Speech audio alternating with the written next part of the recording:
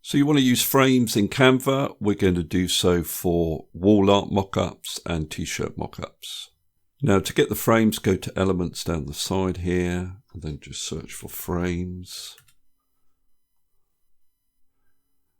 And there's an option for frames there, so just click on that. And these are all the frames you can use in Canva.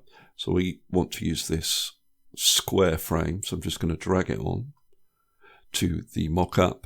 And then I just need to resize it. Now I haven't resized it exactly, but you can see what you've got to do.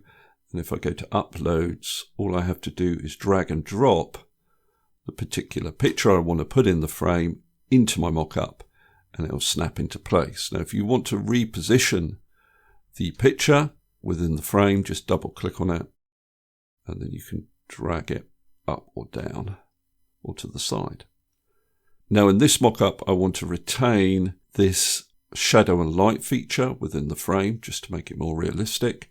So to do that, I'm going to add a frame.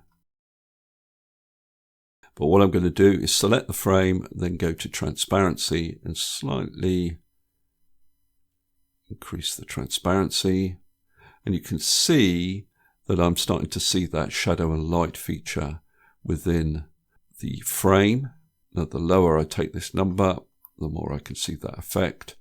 So then when I add the picture, you can see that effect behind the picture. It does make it slightly washed out though, so you have to watch out for that.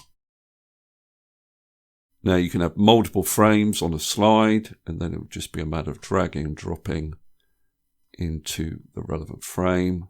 And that's quite nice. Now for t-shirts, it's exactly the same. You've got your mock-up. You drag your frame onto the t-shirt.